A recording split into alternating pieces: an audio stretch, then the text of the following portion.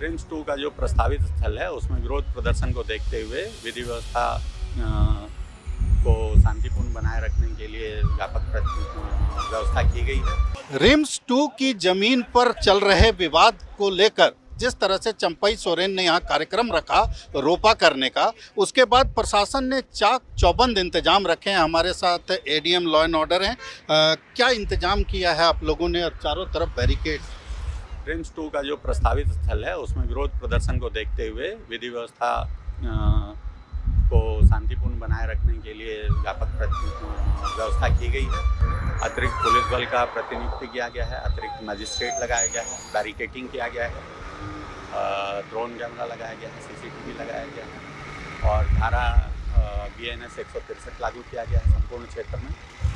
तो अभी तक स्थिति शांतिपूर्ण है और उम्मीद है कि शांतिपूर्ण रहेगी। ग्रामीणों का विरोध कोई कुछ देखने को मिल रहा है क्या? अभी तो नहीं देखने को मिल रहा है। विरोध अगर कोई करने के लिए आते हैं तो हम लोग उसके लिए इंतजाम सुरक्षा का किए हुए हैं, उनको रोका जाएगा। अच्छा, जैसे कि 60 के दशक में ही अधिग्रहण हो चुका है। 1957-58 में ही इस भूभाग का अन्य भूभागों के साथ अधिग्रहण किया गया है।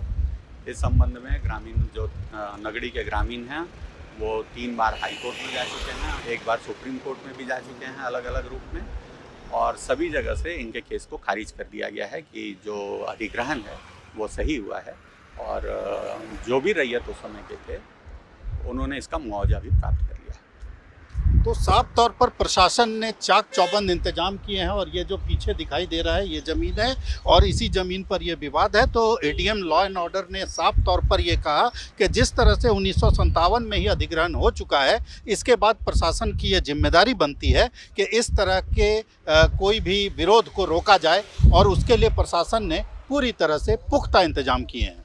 भारत एक्सप्रेस के लिए कैमरामैन धर्मेंद्र के साथ मधुकर आनंद, रांची।